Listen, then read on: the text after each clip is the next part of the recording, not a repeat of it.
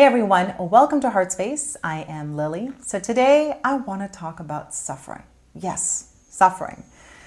First, I want to explore what suffering is, why we suffer, and lastly, the 3 things that you can do today to reduce the amount of time that you suffer in your life.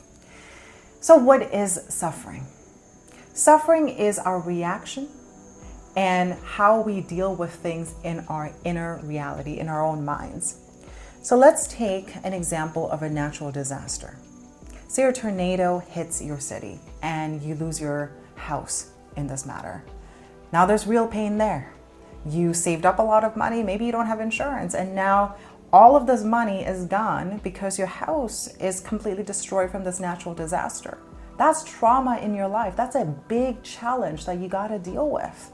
And that may take a lot of time to get over. And recognizing that and feeling that and knowing that you do need time to recover from it is pain. And it's perfectly okay to feel that. Now, the suffering comes in is the way you react to it. Do you choose to be the victim in this? Do you choose to believe that you can't move forward from this? Do you choose to only attach yourself to the money that you lost? Or do you choose to move forward from it by learning what you can do moving forward to grow from this experience? And I know it's hard when something huge like that happens in your life. That's why I used a very extreme example. A lot of the times the suffering that we experience is a daily thing. We suffer because we don't like the way we look. We suffer is because someone looked at us in a wrong way, right? That's why I use the extreme example, but most of the time we're suffering on a daily basis on things that are not even remotely as close as a natural disaster, which is kind of flowing into the first thing that I wanted to point out is why do we even suffer in the first place? We suffer is because we are so incredibly attached to the physical reality. I'm going to use our bodies as an example because we look at it every single day in the mirror at some point or another, right? So let's say in the morning you wake up, you look in the mirror and you only see the physical aspect to your body. It could increase a lot of emotions while you're doing that. You may think to yourself, gosh, I wish I was fatter. I wish I was skinnier. I wish I had more muscle. Why am my face breaking out? Why do I look this way? Why am I ugly? Why am I this? There's so many things attached to it. And the reason why you feel that way is because you're only looking at the physical part of your body. You're not looking at the spiritual part of your body. So let's talk about the physical only. The reason why we feel this way is because we're looking at the physical part and we're also comparing ourselves to others. There's a lot of competition going on. And the more you look at it from a place of competition, you're always going to find someone who's better than you. And you're always going to feel less than and not enough. Now, if you started to look at your body from the spiritual perspective at the same time, I'm not saying that we're going to completely abandon the physical form and not care about it, because you could still have a lot of fun there. But I'm talking about suffering right now. So yes, we recognize that there is a physical reality to our world and we could still have a lot of appreciation for it. But we start to suffer if that's the only thing we obsess about. That's the only thing we focus on and we see so much lack in it. Now, if you start to see yourself in a wholeness, the spiritual aspect of it is when you look at your body, you see your soul. You see the energy that you bring to this world. You see the memories that you have built with the people in your life. You see the connection of love within you. You see the legacy of all the ancestors that came before you, through you, and coursing through your veins. That is all the spiritual aspect of it. And that you cannot compare to anybody else because you're so incredibly unique. Your spiritual experiences is completely different from everybody else's. So when you look at things from a holistic perspective, as opposed to just being attached to the physical reality, which we've been conditioned so much since we're kids to look at, you start to suffer a little less, right? Which flows into the 3 ways to end suffering. The first thing to do is to meditate. I know that is my solution to probably every problem in our lives. When we start to meditate, we start to realize that we are not our thoughts. And a lot of the suffering comes from our thoughts, our conditioning. Like, for example, when we look at the physical reality, we start to think that we're our thoughts. We think that we are ugly, even though you're just experiencing something. So take some time to meditate, to clear your thoughts. And you may be thinking to yourself, you know what, Lily, meditation doesn't work for me. It just doesn't. I'm going to ask you, how many times have you tried it, and how many different ones have you tried? There's so many different kinds of meditation that you can do. I can't tell you which one is best for you. You just need to explore it. There is just sitting in silence, which is one of my favorites. There is mantra meditation. There's guided meditation. There's so many things that you can do to really start to explore meditation. So if you are going to just stop me right there and then and just like, you know what, doesn't work for me, explore. I invite you to explore, because in my experience, I have found that meditation has really helped me to reduce the amount of time that I suffer in my life, because I know a lot of the suffering comes from my self-obsession with the physical form. And when I do meditate, I just start to see things from a distance. I become the observer. So Sadhguru, who's a mystic, if you guys don't know who he is, look him up on YouTube. He is amazing. So Sadhguru is his name.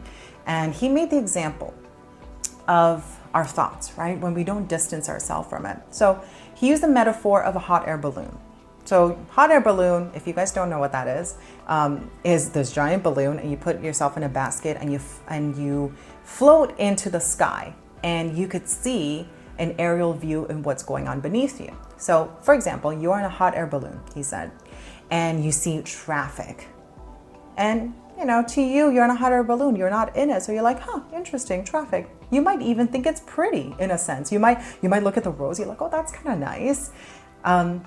Which is very different from when you're in traffic, you're like, oh, traffic, right? So that's the same thing as our thoughts. When we're in it, like, oh my God, my thoughts, I will never get out of this. This is gonna be the rest of my life. My life sucks. Everything sucks. People suck. You know, how am I gonna get out of this reality? Suffering, self-obsession. But when you start to see yourself from a distance, which is what meditation really helps you do, is you start to separate yourself from the thoughts, and you see it as a person who is floating 300 feet in the sky from a hot air balloon. So I really want to invite meditation into your life, because honestly, it is the answer to most of our problems. So that's the first thing, meditation. Second thing is gratitude for the wholeness of you, okay? Which is kind of goes back to what I was talking about before, the physical form, the spiritual form. So having an appreciation and gratitude of everything that makes up who you are, right? And makes up the world for what it is. So you have the physical form, so you have your body. But now if you start giving gratitude to, I'm going to go back to using the body example because I think it's a really good one that we could all identify with.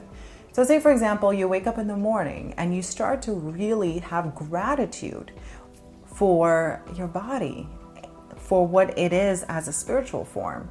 You give gratitude to the fact that you have a soul, and the soul is always expanding. You give yourself gratitude for the energy that you bring into this world. You give yourself gratitude for the joy that you feel when you're connected to nature. All of that. When you start to see yourself beyond the physical form and really have gratitude for it, you're going to notice that you're going to be a little bit less self-obsessed, and you're going to be suffering a lot less in your day-to-day. And the last way to end suffering for you is to surround yourself with wisdom teachers. There are so many teachers out there. Sadhguru is one of them that I just mentioned. He's someone that I recently started researching, and I love his stuff. There's a teacher by the name of Kyle Cease. I've been following his teachings for such a long time. Dr. Shafali, who's amazing, and I've been following her work as well. And they are just 3 examples, the wisdom teachers that you can find on YouTube, books, courses, and all sorts of things. Start exploring their teachings. Start to surround yourself with people who are conscious, who have wisdom from not only from just learning from books, but also from living. And you're going to start to see the more you surround yourself with conscious people and wisdom teachers, you are going to grow.